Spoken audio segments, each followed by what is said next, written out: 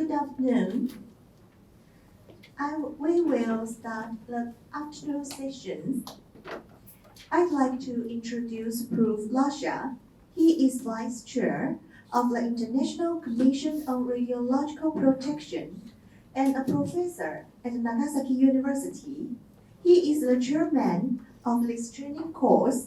Today, he will introduce the participating organizations, the core expertise process, and IDPA methods. Please, Russia, Professor, please.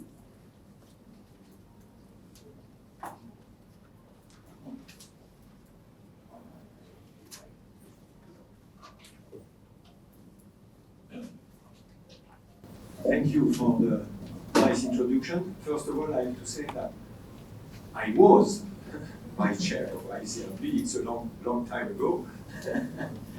And I'm former vice chair. And, so you will have to support me for a while now. First of all, I'd like to introduce and make a short presentation of our foreign guests.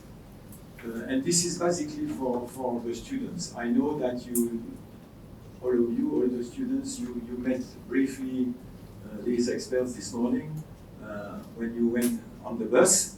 And I would like at least to give a few words about them so that and you know better who are they. So I've used an alphabetic order. It's always difficult when you have to introduce people. What is the right way to do it? I do it very basically with alphabetic order. So the first one is Chris Clement. Chris, can you stand up, please? So Chris is the scientific secretary of ICRP, the key man. This is the one who is, he has the orchestra in front of him and he is managing the group.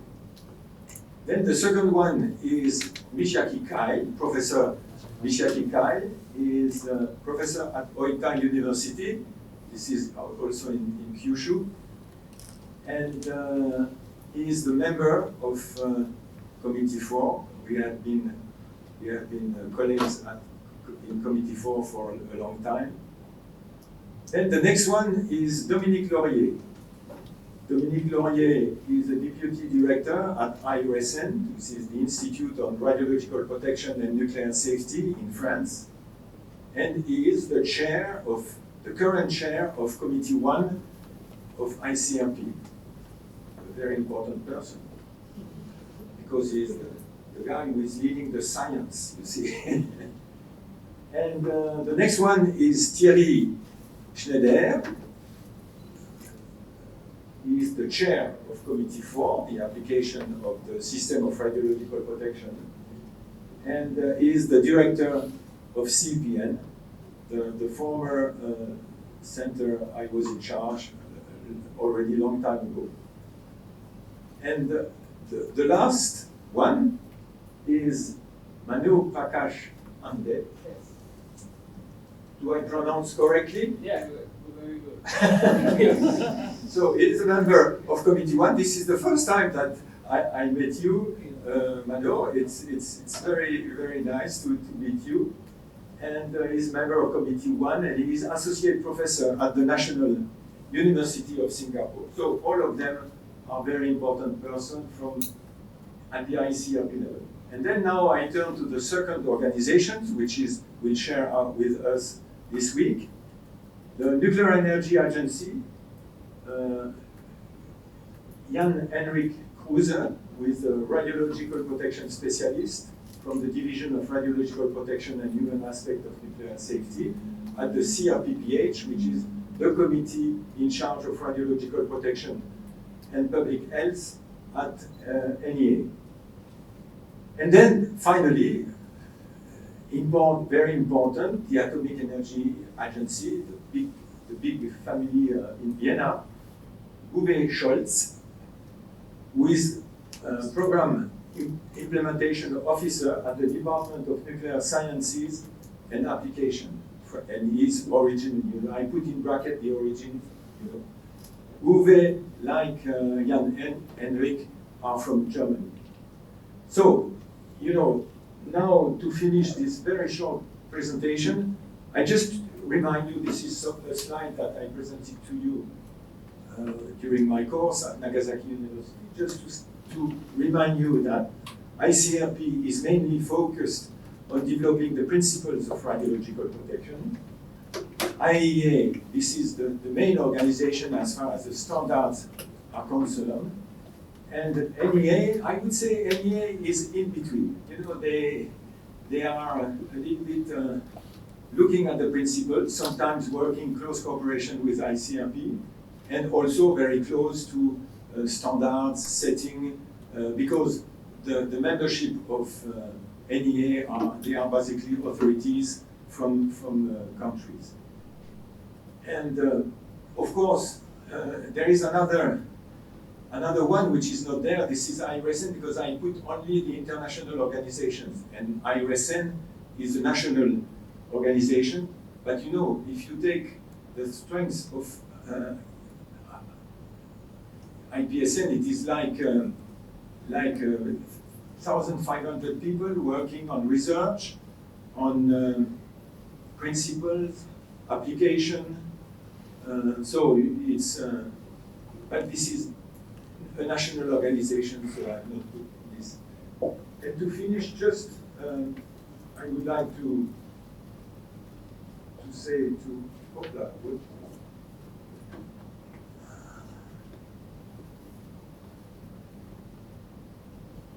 okay, just a message for you, students. You know, the three organizations are, and all the members, which are, I would say, all the participants, foreign participants, are very concerned with the issue of recovery after a nuclear accident. They have, all of them have contributed to the advancement of this issue. They have a large experience, also many years. They know quite well the situation here in Fukushima, and this is really an opportunity for you to interact with these experts.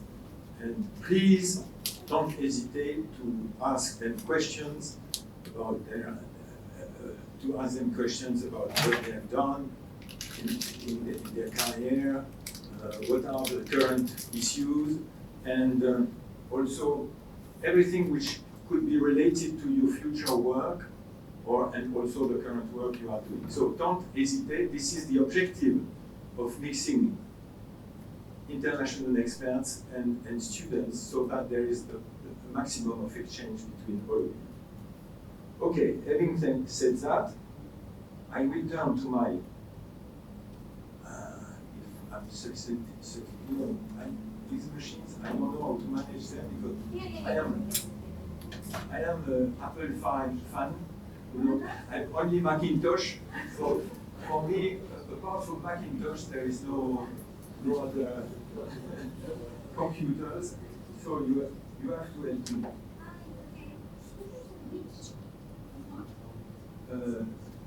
This is, no, not this one, not this one.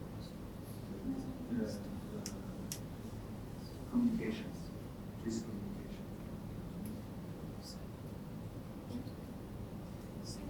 Okay, good. Thank you, Tanika Sensei. No, Tanika. No problem. No, you know, I'm confused with all this. Okay. And I am also impressed with the importance of these people. Okay, so I'm going to speak briefly about risk communication in the recovery phase after a nuclear accident. I think this is more theoretical and maybe less practical, as what Takamura Sensei said to you this morning, that this is a way of combining a lot of experience. In fact, what we learned in Chernobyl and Fukushima, that, and it was already mentioned today, in the context of absence of background knowledge of the population about radiation risk, distrust. This term was not pronounced this morning, but this is a very important dimension of post-accident situation. You know, people don't trust anymore authorities and experts because of the accident. Okay. And because the one-way communication in this context has a very limited impact to help the people to understand the situation. You know, just teaching the people about radiation is not sufficient. Generally, even is counterproductive because people you speak about something they don't understand, and you use very difficult terms for them, and this is in fact more increasing their concern than reducing their concern. And the experience of Chernobyl and Fukushima has also demonstrated that approaches integrating in the same way the two-way communication, that the true dialogue with the people, their active cooperation, and trust building can contribute to a good risk communication and to allow people, because what is the objective? It was mentioned by Takamura Sente this morning. The objective is to give them enough good information so that they can make informed decisions about their lives and the life of their loved ones during the recovery phase. So the experience we can use about this issue of co-expertise is coming from Chernobyl, and there was I think the first real experience, positive experience, was the so-called Ethos project in the late 90s, already 10 years after the Chernobyl accident. And then it was followed by a series of experience in Ethos was in one village in the south of Belarus. The core program was in 4 districts in several villages in Gomel, Chechernsk, Slavgorod, and Stolin district in Belarus, and this was at the beginning of the 2000s. In Fukushima, there is now, I would say, a relatively large experience. You have seen this morning Karochi. This was the first in terms of co-expertise, because it started very early, 2011, a few months after the Fukushima accident, thanks to the excellent connection between Takamura Sensei and Mayor Endo that you have seen on the movie. And this experience is still continuing now. You have a less known experience, which is the so-called roundtable projects in Kashiwa. Kashiwa is in the north of Tokyo. This is a suburb of Tokyo. And I discovered this experience only last year, thanks to the so-called dialogue, Fukushima dialogue. And I met someone who told me, oh, just after the accident, during 2 years, we have done a lot of work with the population, because there was a big tension between the consumers and the producers in Kashiwa. Kashiwa was traditionally a place to grow vegetables, and the consumer of Kashiwa, of course, after the nuclear accident, because there were some releases, we don't speak about that too much, but there was some releases of the Fukushima nuclear power plant accident that reached the north of Tokyo, and in Kashiwa there was some contamination of the vegetables, and the consumers were very reluctant to consume this product. And then there was a guy who, thanks to belonging to an NGO focused on the quality of food, and is working in the agriculture, he organized a dialogue between he organized it spontaneously. He organized a dialogue between the consumers and the producers, and of course they had to objectivate the situation. So they have done measurements of the contamination of the products, And using the results of these measurements, they have been able to find a compromise. And in fact, it is, in my view, in my knowledge, the first time that a real application of the approach, the ALARA approach, it was in post-accident situation. You know, they decided finally, after long discussion, that they will take I don't remember, I think 0.5 millisievert as the reference value for accepting or not the products. Of course, there was a long discussion about that, but it was very interesting. Then there is the Suetsugi community. Suetsugi is north from Iwaki, just at 20 kilometers south from the nuclear power plant. And in Suetsugi, this is an original experience because this was a farmer from this small community decided by the end of 2011 to do measurements because he wanted to know what's really the situation. And as there was relatively low contamination in Suetsugi, it was not a high priority for the authorities, so there were not too many measurements made, and people were also very anxious. Whatever the level of contamination after a nuclear accident, people are very concerned. So they finally, there was the initiative of this farmer. They made measurements of all the rice paddies in the community, and based on that, ICRP has been by chance invited to join one meeting one day, and finally this was the way that we have followed this experience quite closely during until recently, and the final stage has been a plaque of recognition for that was delivered by ICRP, by Chris Clement, offered to the mayor of Suetsugi, this plaque, because they really contributed a lot to understand what is at stake, particularly as far as how you reconnect people with the authorities, how you reconnect people with the experts, the question of how you rebuild the trust after during the recovery process. And then finally, I will mention the Yamakiya village. This is an experience which started a little bit later in 2015. And Yamakiya was a village specialized for producing flowers. And of course, they were not producing flowers anymore because they were considered by the people in Tokyo, because these flowers are produced for big cities. And they could not sell anymore their flowers. And thanks to an expert from IST, they started to do measurements, and once again, thanks to the dialogue between all stakeholders, they were able to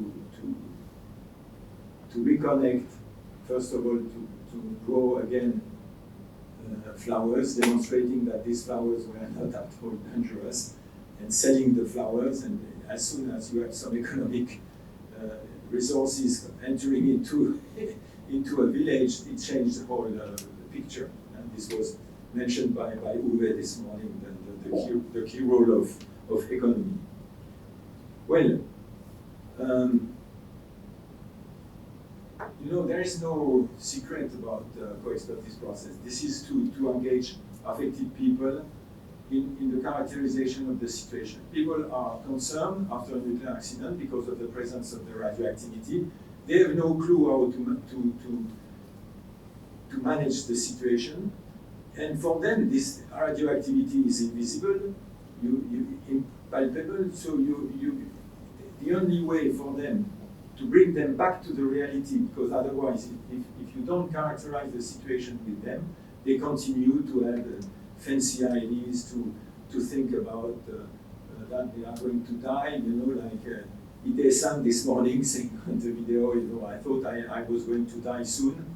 But this is, we cannot blame people for that because they have heard a lot of stories and their imagination has been working for so many years and they think that the slightest level of radioactivity is very dangerous. So you have first to put people bring back people to the reality of the situation. And this is done by doing measurements, characterization of the situation. And to be successful, you need, first of all, to listen to people and understand their concern. If you don't just give advice, it doesn't work. You have to listen what are their concerns, and you try to answer about these concerns, not to give advice, but to fix problems, because these concerns are related to concrete problems people are facing. And for example, not selling any more flowers, not being able to plant rice, and so on and so on. And then you try to help them to regain control on the situation.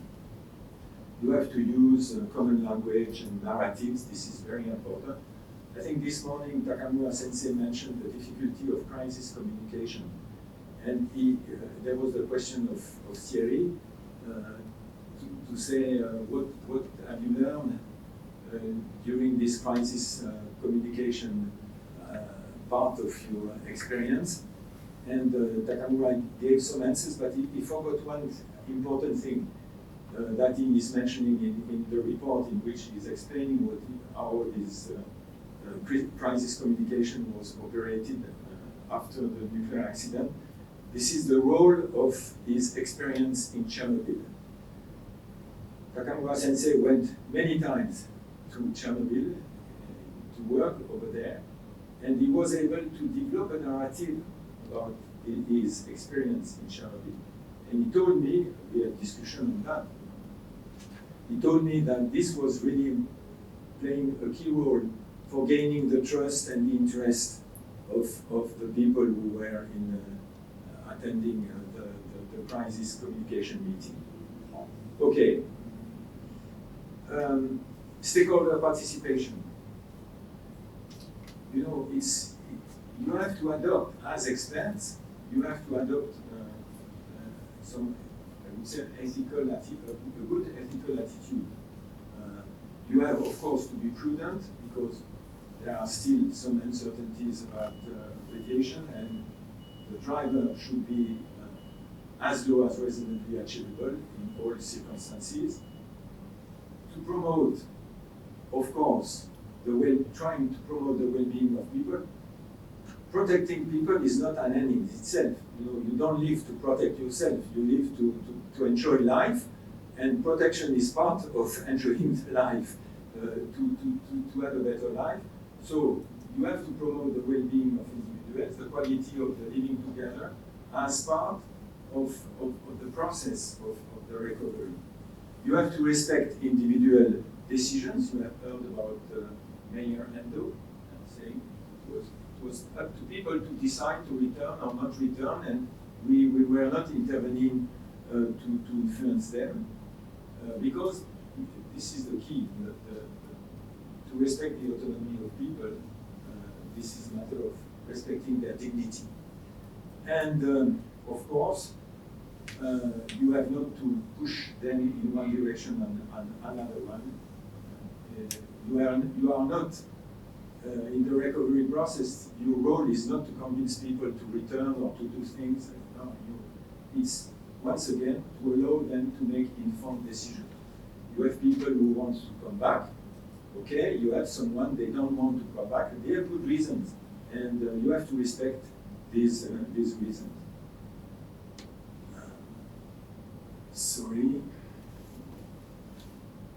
So, and this is all this experience that has been finally embedded into the co-expertise process. The co-expertise process is just a term to speak about the close cooperation between experts, professional and local actors, so that they better understand the situation and take good action. And what is very important is that this co-expertise process, this working together between experts and professionals and local actors, is a very effective way to develop a so-called practical radiological protection culture. We have a culture about hygiene. Every day we do some acts. This is shared. This is diffused in the society. You learn that hygiene at school.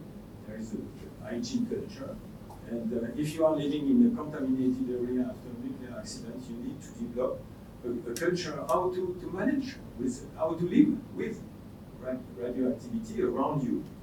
And there, you can measure it. You know also what are the golden rules for protecting yourself.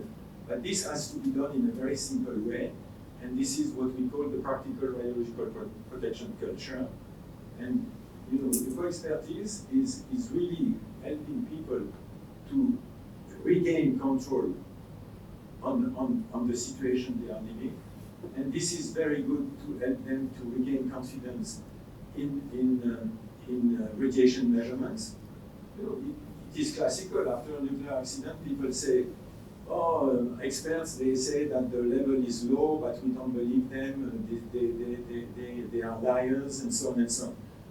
If people are doing measurements themselves, they can check that the results are coinciding with those of the experts. So it's a way to regain confidence in performances about measurements. And it's a way, of course, to regain trust with those who are doing these measurements.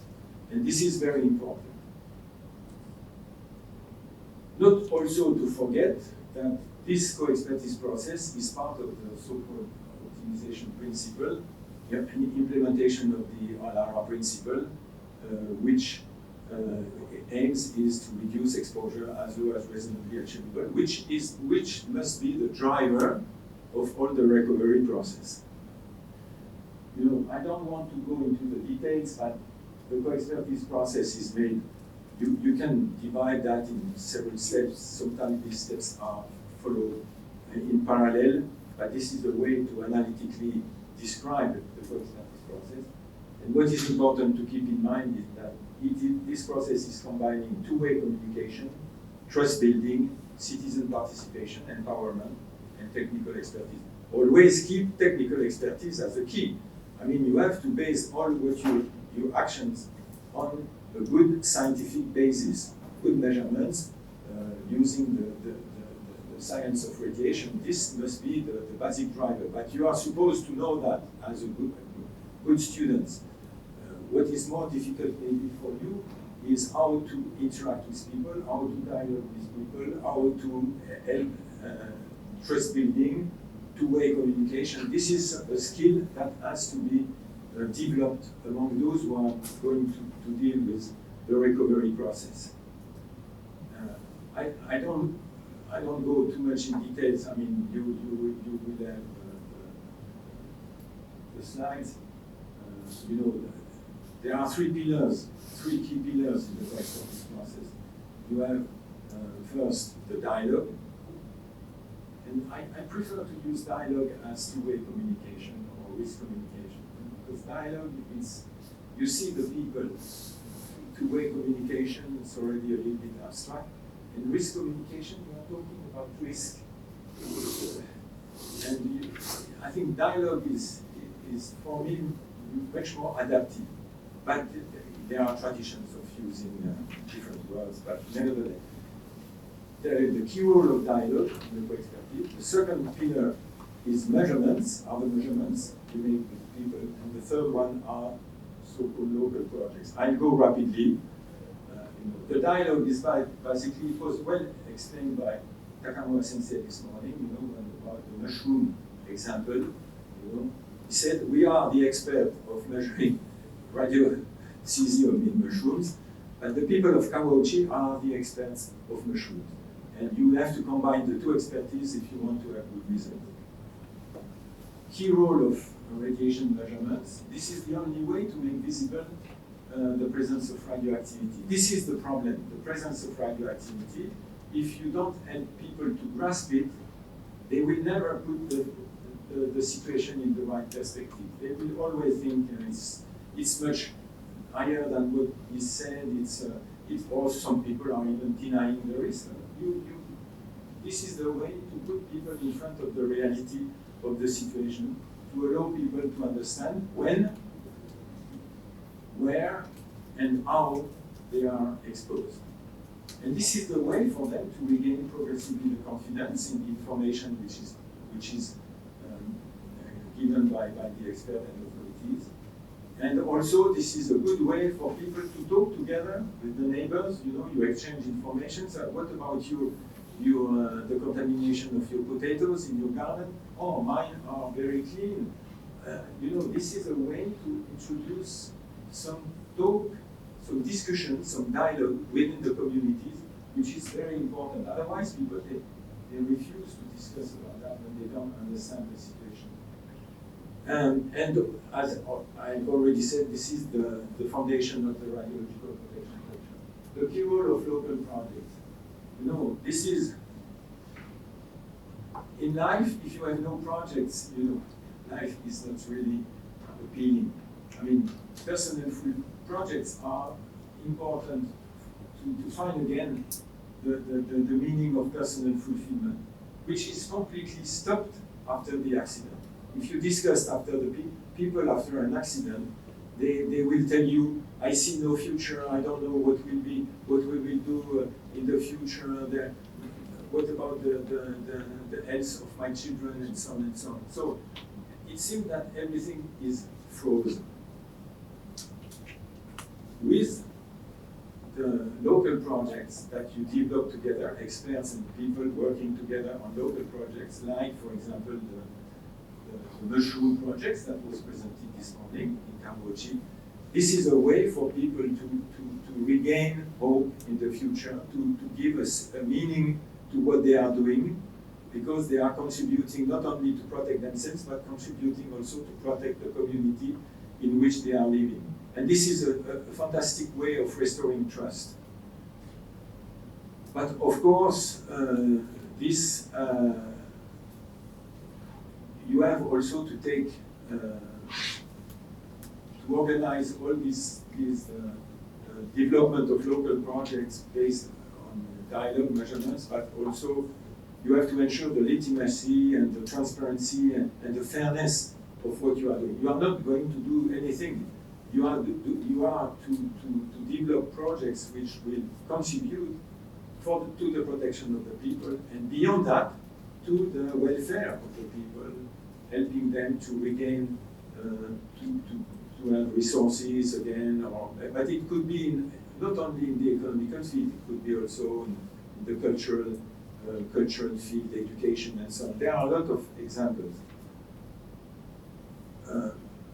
I would say only a few words about radiological practical culture. This is very important because this culture allows people to interpret results of measurements, to build their own benchmark with regard to their situation, to make their own decisions, and to assess also the effectiveness of what is done by the authorities and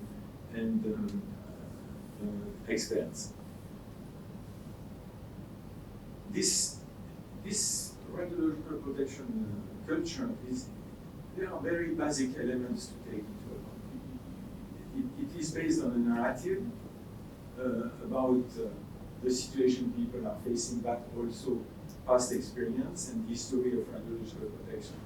You cannot imagine how it was useful for us to have the Chernobyl experience to discuss with the people of Fukushima. As soon as we were saying, this reminds me the story of an old lady in Chernobyl who was facing this problem, immediately people are trapped. If you speak about millisieverts and becquerels and so on, they don't follow you. You have a set of values that you have to keep in mind when you pass this radiological protection culture, and the values are the classical values of which are supporting the system of radiological protection. Do more good than harm, be prudent, be fair, respect the dignity of people. If you have this in mind when you are developing the co-expertise, there is no problem. And then you have the radiation alphabet with the measurement.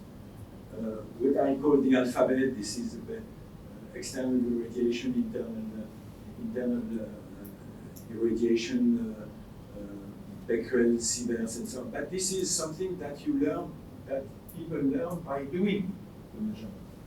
If you just take a group of people and do and present them, you teach them like at university, they don't really understand. You have to do this through the practice of the measurements. And my conclusion.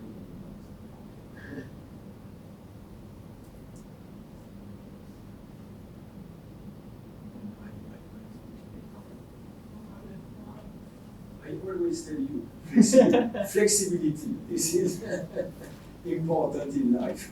Otherwise, okay. So we will have, it's a great honor, we will have the mayor of Futaba town is going to visit us very soon. So prepare your questions. Prepare your questions. Okay, so I will finish now by some concluding remarks. First of all, the experiences that I have presented very briefly to you have demonstrated that it is really possible, feasible, to develop an effective risk communication approach to empower people in order that they can make informed decisions about their protections and as also they to restore their dignity.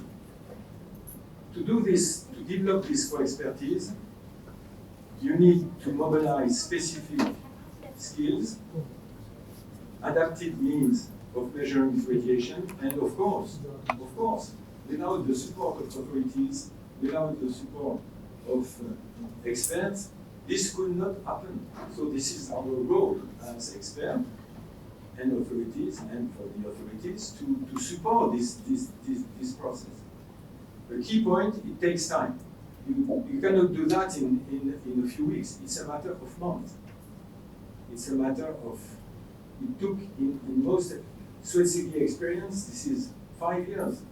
This is a process, because people have to digest progressively the words, ideas that they were not considering before, so it takes time. And the key of the success, in my view, this is to put science and technology at the service of resolving the concrete problems of people. I mean, experts, authorities, they have always plenty of good ideas, but you have first to start with the problem of the people, if you want, in the recovery process. After a nuclear accident, you have to change a little bit the way the governance of living together is managed. And the key word for me, this was the motto of our work with Thierry for 2 decades in Belarus. It was to work with people and not for them. No? Never forget that you are at the service of the people. You are experts. You have the chance to have attended universities, to have learned a lot of important things. But you have to put this at the service of the people and not at your own service. This is, for me, an important point. And with that, just to tell you that all what I presented to you is well presented in the literature, the scientific literature, so you can look, all these experiences have been well summarized and presented. This is at the end of my presentation.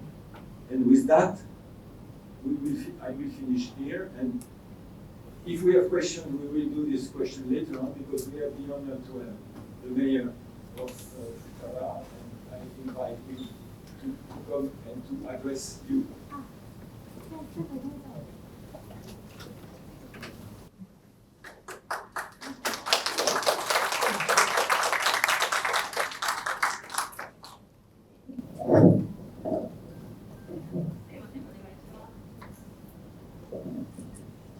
Okay, so really sorry to interrupt the lecture.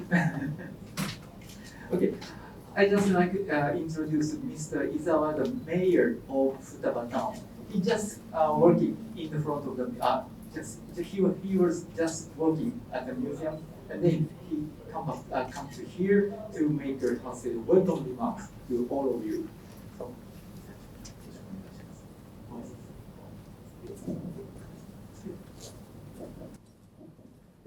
皆さんこんにちは。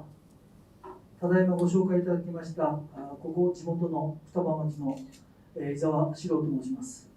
今日は ICRP、IAEA の皆さんがこちらで開業されていると高村先生からお話をいただきまして、うちの双葉町役場に常駐をしています織田先生、2人からちょっとこちらの方に顔を出して挨拶をするようにというご命令だったものですから、来させていただきました。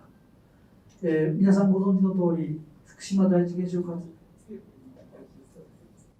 Hello everyone, my name is Shiro Izawa. Thank you very much for kind introduction. Today I have an honor to meet you, the students from Nagasaki, and represent from the international organizations such as ICRP, IAEA. Thanks to Takamura Sensei and Orita Sensei, who has been working in Futaba town in recent months. Both Takamura Sensei and Orita Sensei ordered me today to have an acquaintance with you, so that's how I came to be in this lucky position to be able to meet you.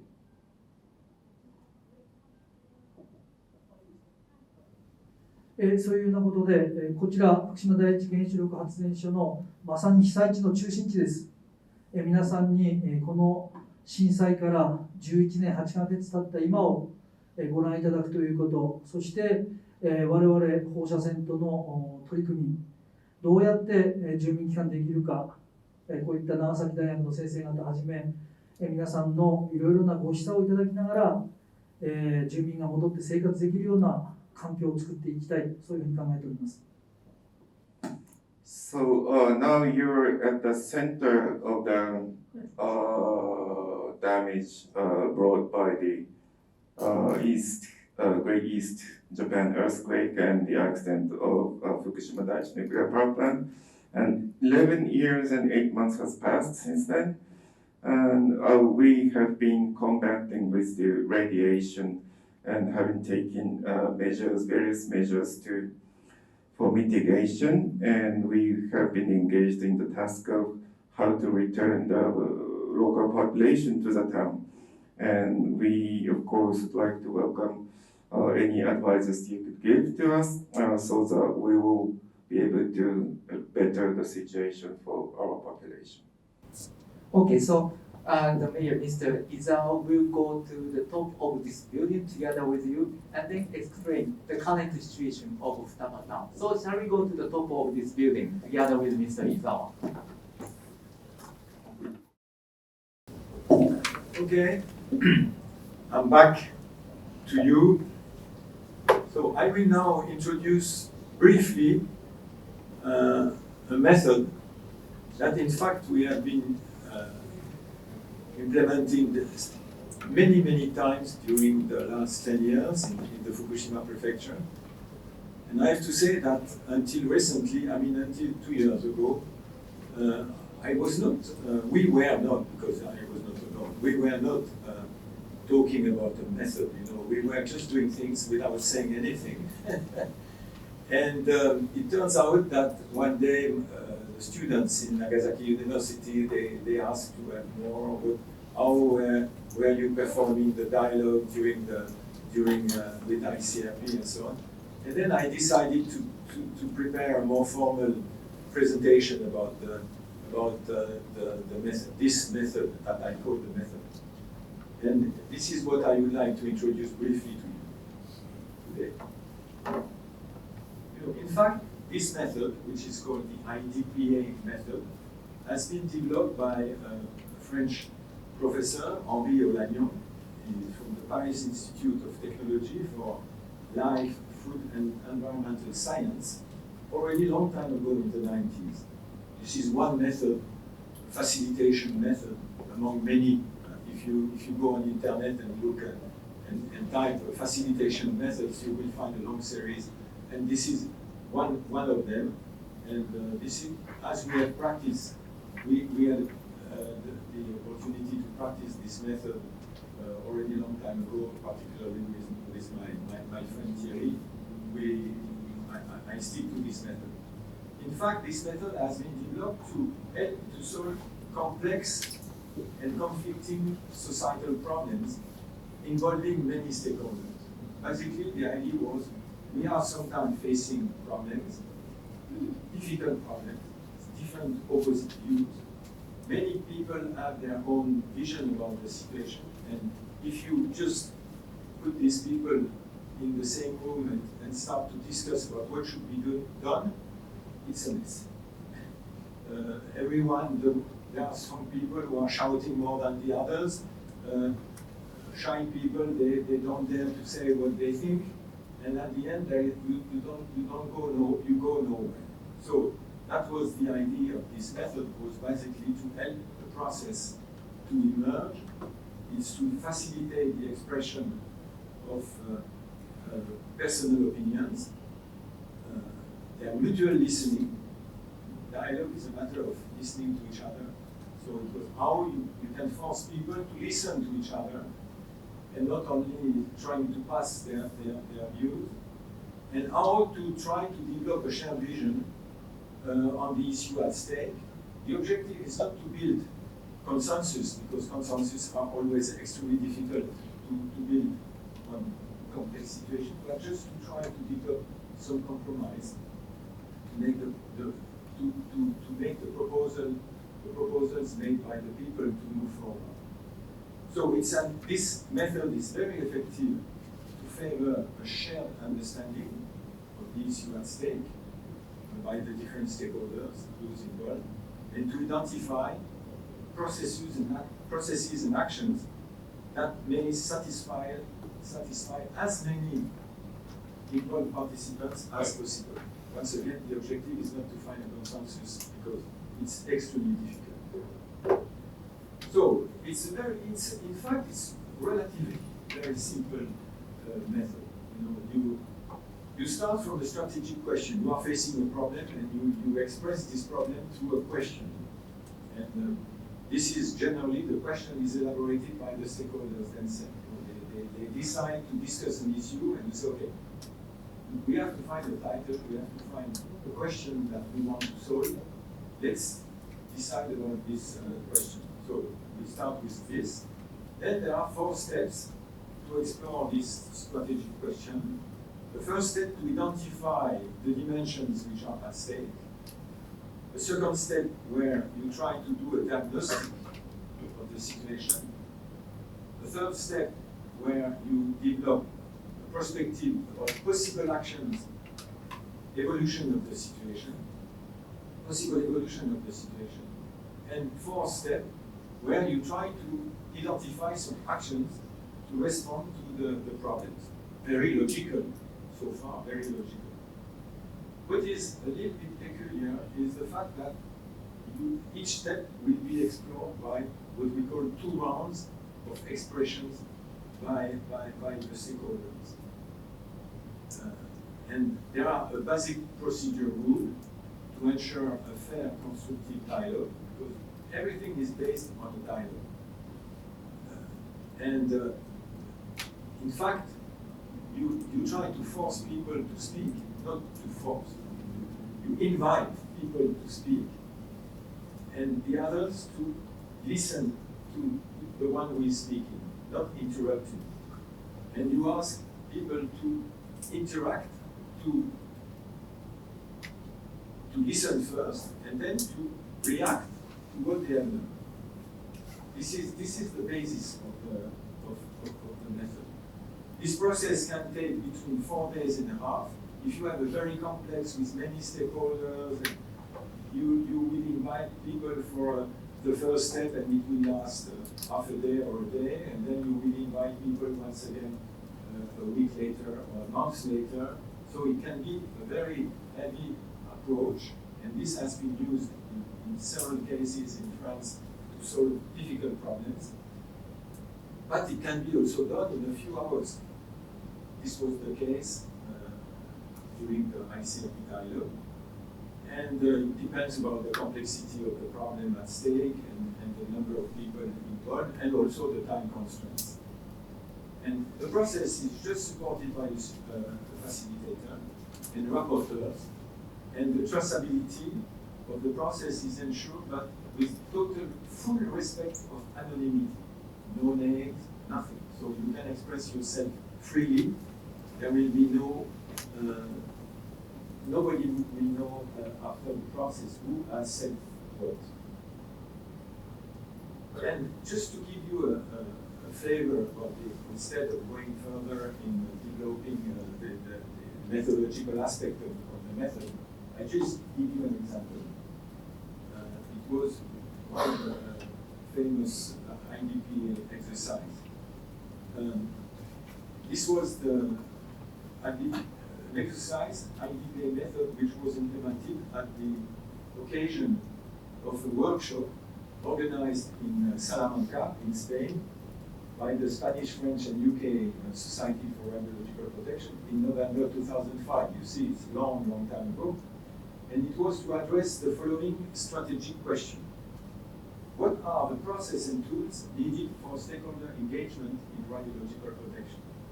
You know, we decided to organize a meeting with 3 societies, and we discussed between us, and we say, okay, let's have a structured dialogue to try to extract as many good ideas as possible.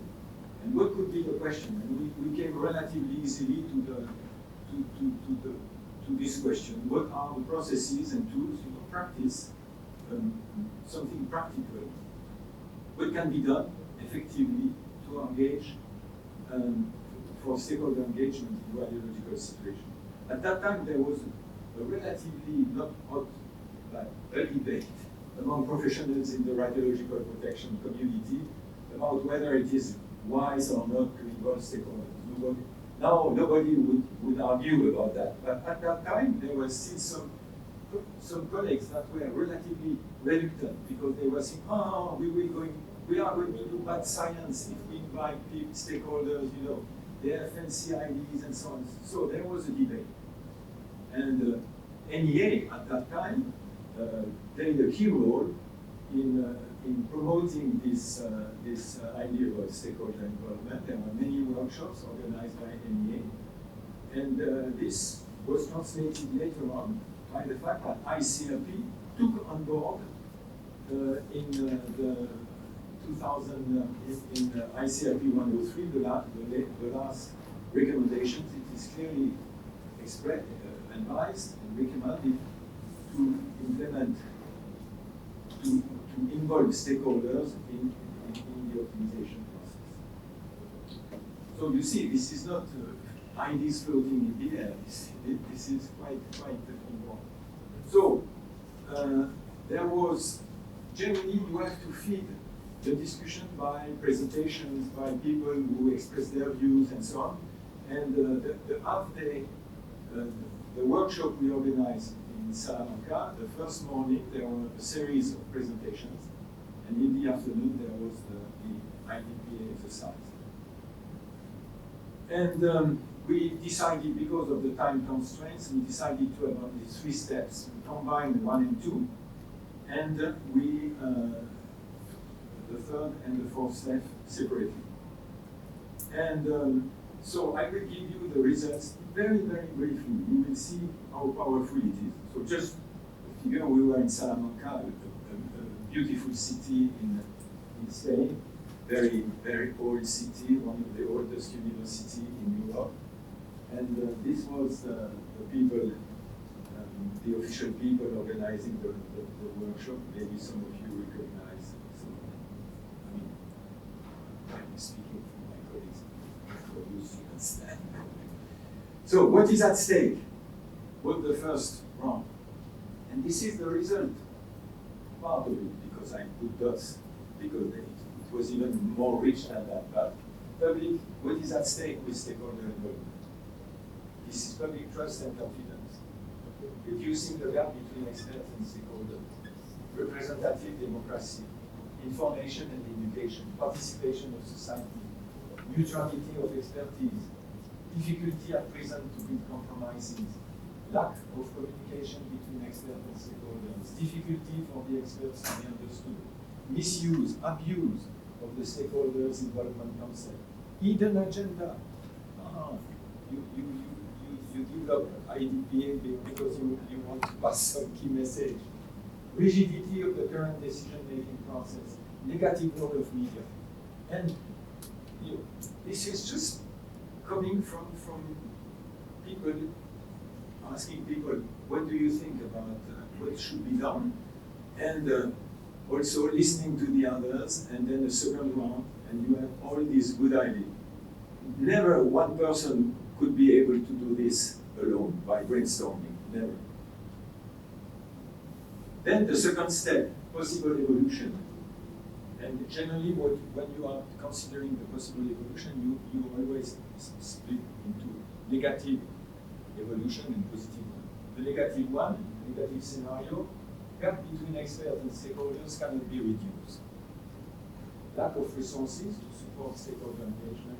Blockages on new activities. You know, the background of that is the fact that people are always against radiation. It's difficult, you know, there is the background of the radiation protection community struggling with some real cases where, in fact, they ask themselves, should we embark or not the stakeholders and so on. So the negative scenario is this one. The positive one, confidence is improving, pluralism and co-expertise is developing, stakeholder engagement is on the agenda of policymakers. And there is always, during an IDPA exercise, someone who has a very good formulation. You know, it's always the case. In this IDPA, someone said, without stakeholder engagement, it will be worse than with stakeholder engagement. And I think it was all people who was, that's really a key point.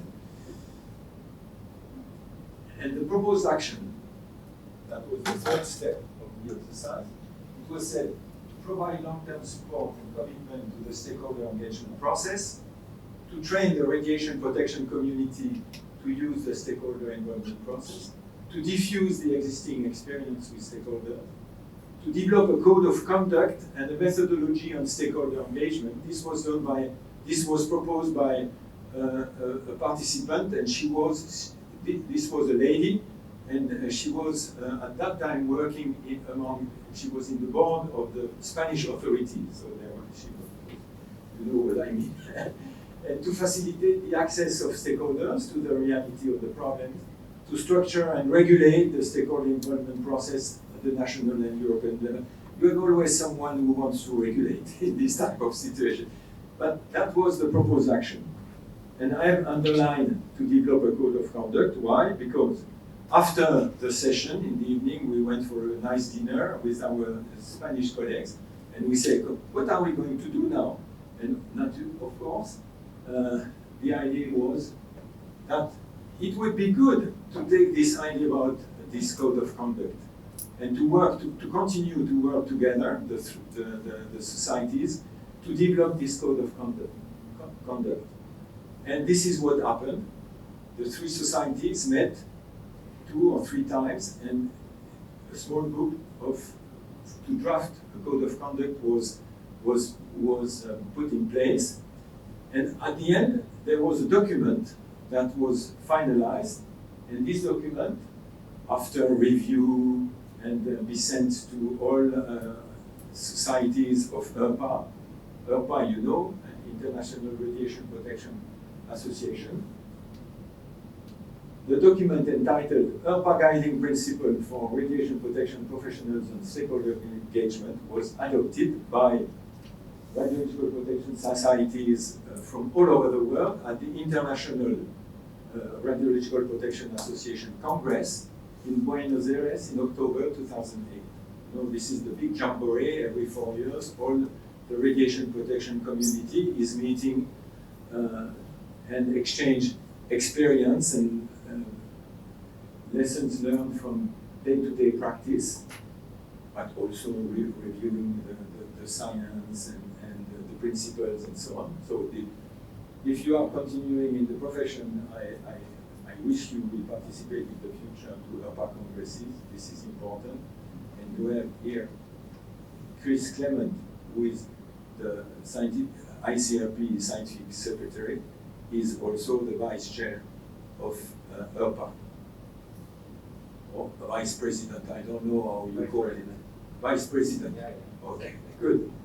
So you can also ask him how to make a career at IRPA. And then if you are interested by the document is on the IRPA website. And this was the first guiding principles published by IRPA. In between, there are new guiding principles because it generates, this action generated further action. So you see, this is it can be very powerful to use a dialogue, a structured dialogue, to elaborate on an issue. This is what we have done in Fukushima. At the end of the week, we are going to perform an IDPA short session at the occasion of the summary session. This is what we are doing with the students over the last two training courses.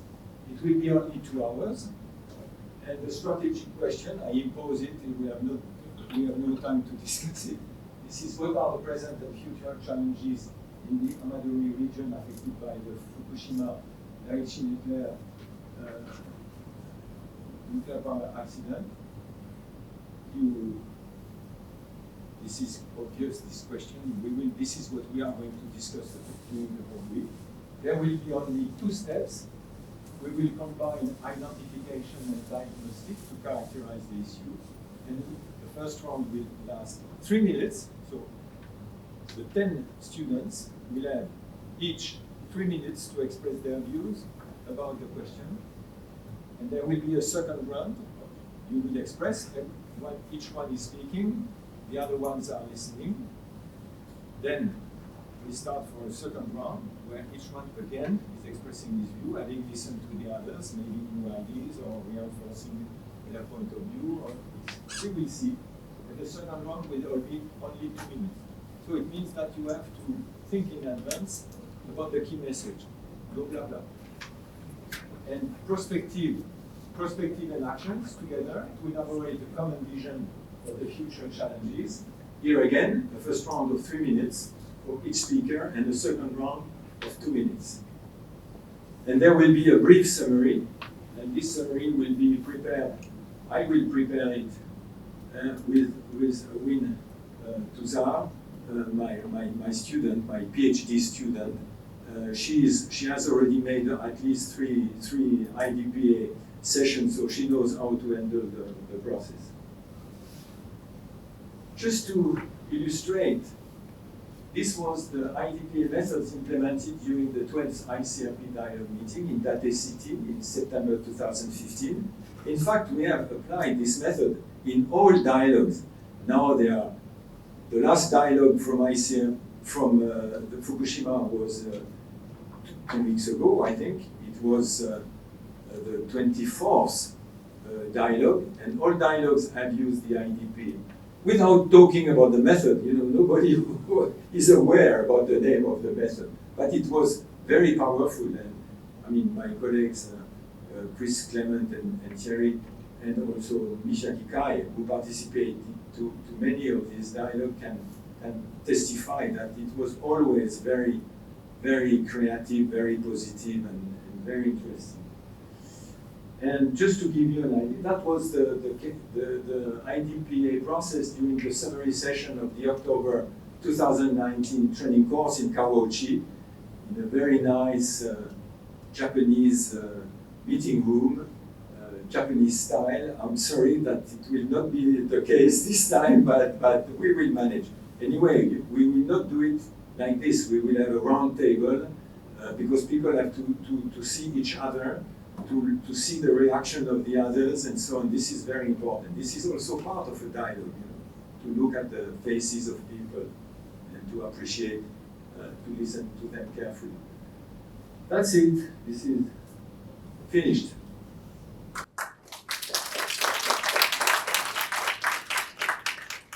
Prof. Russia. And is there anyone have question wants to ask? I think it's crystal clear. Is this okay? If you have questions, you can ask when we are talking together and going around, because we have a tight schedule and no problem. Unless there is a very, very urgent question. No, never very urgent, but I like to give a nice feedback. I'm so happy after 3 years, after 3.5 years, we face each other again. The making this on the screen. So that's the only way to do it. So thank you for thinking this way and making it possible. Yeah. Thank you for this remark. This is important. Yeah. You cannot imagine how, for me, to come back to Nagasaki University after 2.5 years and to see my students it was totally different. I mean, it was. The life is back. I think this was the most detrimental aspect of the COVID pandemic, was that it has destroyed a lot of relationships between people. Yeah. People have to distances, and now we have to repair all that. That's a good start. Yeah. Thanks to Takamura Sensei. And thanks to the Japanese government who allowed this for us to come back, to return to the country finally. So we have to thank a lot of people in this. Okay. Good. Thank you. Thank You're you again.